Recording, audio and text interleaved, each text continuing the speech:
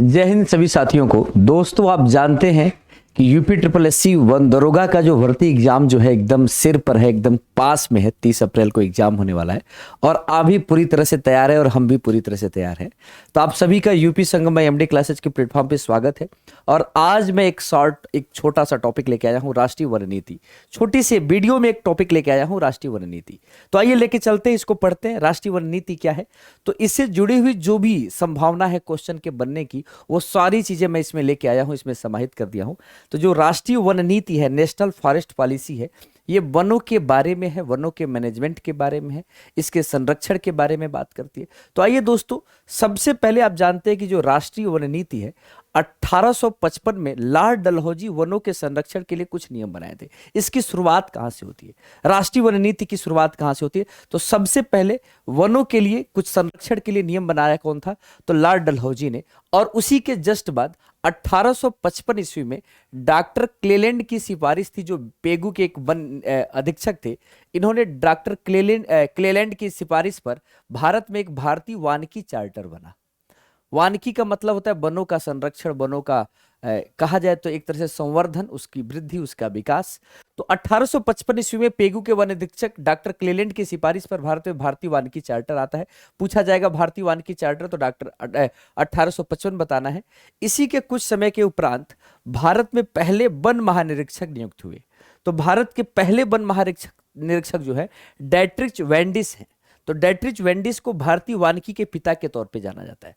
भारतीय वानिकी के जो पहले वन महानिरीक्षक है वो डैट्रिच वेंडिस है, ये भारतीय वानिकी के पिता है। डैट्रिच वेंडिस भारतीय वानिकी के पिता है, याद रखिएगा, बहुत इंपॉर्टेंट क्वेश्चन है। कब बने थे? 1864 में। और अगर पूछा जाए कि वन अधिनियम का निर्माण कब किया गया था, भारत में वन नीति लाने से पहले दो बार वन अधिनियम आए। एक 1865 में वन अधिनियम आया और एक 1878 में वन अधिनियम आया।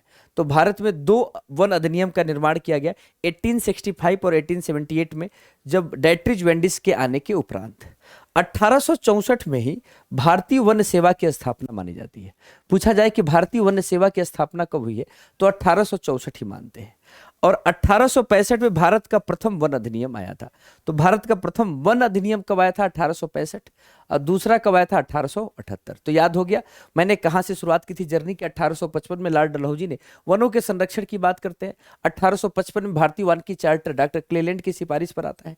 1864 में भारत के पहले वन महानिरीक्षक डैट्रिच वेंडिस भारतीय वानिकी के पिता जो है ये नियुक्त होते हैं, जिनको बाद में ये कहा जाता है। और 1865 और 78 में वन अधिनियम आते हैं, ठीक ना। एक फॉरेस्ट एक्ट आता है। भारतीय वन सेवा की स्थापना 1864 में। 1865 में भारत का प्रथम वन अधिनियम आता है। यह बात ऊपर लिखी थी, वही बात नीचे है। 1894 ईस्वी में भारत का पहला, आप जानते हैं 1894 ईस्वी में भारत का जो है पहला क्या आया था? 1894 ईस्वी में भारत का पहला वन अधिनियम आया था। तो भारत का पहला वन अधिनियम कब आया था? 1894 ईस्वी में। और याद रखिएगा, और इस समय लॉर्ड एल्गिन वायसराय थे। लॉर्ड एल्गिन वायसराय थे और इसी समय ये कहानी है। और भारत का प्रथम राष्ट्रीय वन नीति जो है आप जान गए कि 1894 ईस्वी में आया हुआ था। और 1894 ईस्वी में आए हुए भारत के प्रथम राष्ट्रीय वन नीति के बाद 1906 ईस्वी में एक और पॉइंट दिया हुआ है, प्रथम वानिकी स्कूल की स्थापना देहरादून में होती है। तो प्रथम वानिकी स्कूल की स्थापना कहां होती है? देहरादून में। लिखा नहीं, इसको नोट कर लीजिएगा, इंपीरियल वन अनुसंधान संस्थान के तौर पर, ठीक ना। तो याद रखिएगा, फर्स्ट फॉरेस्ट्री स्कूल जो खोला गया था, रिसर्च इंस्टीट्यूट था, ये अनुसंधान के लिए था, रिसर्च के लिए था। देश का प्रथम अनुसंधान संस्थान 1906 में प्रथम वानिकी स्कूल की स्थापना कहाँ होती है? देहरादून में होती है। तो ये पूरी तरह से एक राष्ट्रीय वन नीति का एक निचोड़ लेके आया हूं।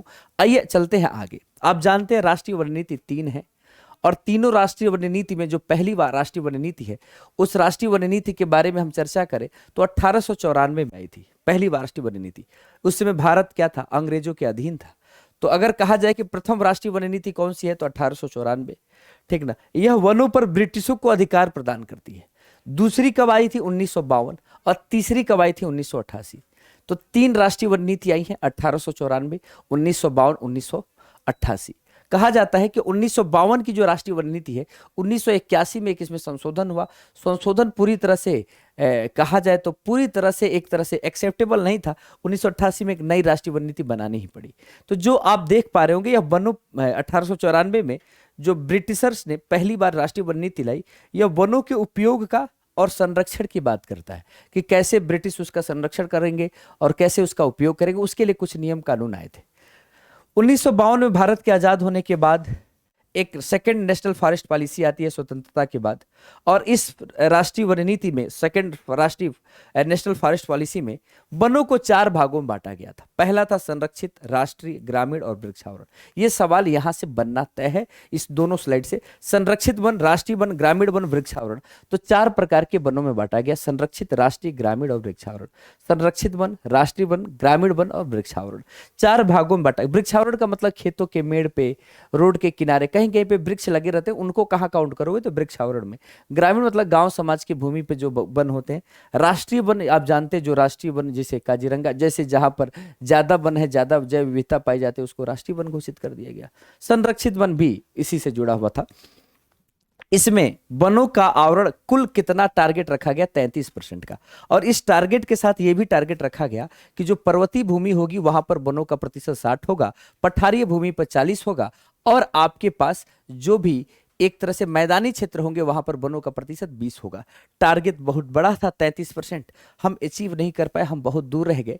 1952 में यह देखा गया, लगा कि भैया खेती योग्य भूमि कम है, तो लोग कहे कि भैया पेड़ों को काट कर आप भूमि बना, खेत बना सकते हैं फसल लगाने के लिए। लेकिन इस समय इतने ज्यादा वनों का दोहन हुआ 1981 तक कि एक तरह से पूरी तरह से 242 लाख वर्ग किलोमीटर की भूमि का दोहन कर दिया गया। वनों को काटकर क्या बना दिया गया, वनों को काटकर बना दिया गया खेत। तो बात यह थी कि बहुत ज्यादा देखा गया कि वनों को काटा जा रहा है, बहुत हाहाकार मच गया। 1981 में संशोधन आया, इसको रोक दिया गया, और उसके कुछ ही दिनों के बाद अंतिम राष्ट्रीय वन नीति आई, जिसका टारगेट था 33% कुल वनावरण। तो चलिए, इस नई राष्ट्रीय वन नीति जो है 1988 की, इसके बारे में हम राष्ट्रीय वन नीति का सेकंड पार्ट लेके आएंगे, जिसमें हम सेकंड और थर्ड के बारे में और डिटेल करेंगे। तो आप हमें बताएंगे कि यह पूरा वीडियो आपको कैसा लगा। ऐसे ही वीडियो आपको UP Sangam by MD classes के प्लेटफॉर्म पे मिलते रहेंगे। भरोसा है कि हमारा ये दिया हुआ कंटेंट आपके काम आएगा, और इस तरह से आप गागर में सागर का काम है ये वीडियो, जिसमें बहुत सारी चीजों को निचोड़ को एक वीडियो में रख दिया जाता है। और आप जानते हैं कि UP Sangam by MD classes के प्लेटफॉर्म ने आपके लिए वन दरोगा भर्ती 2023 के लिए केसरी बैच लाया है, जिसमें क्वालिटी कंटेंट आपको केवल 50% के ऑफ पर इस समय केवल 199 रुपए मिल रहा है।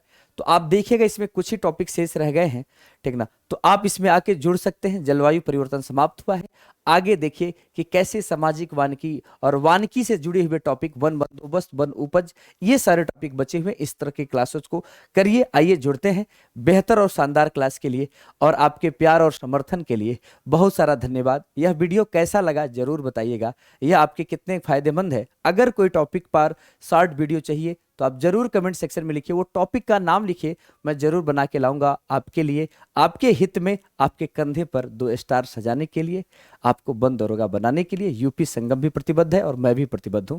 जय हिंद सभी साथियों को। मस्त रहें, जबरदस्त रहें, खुश रहें। Thank you.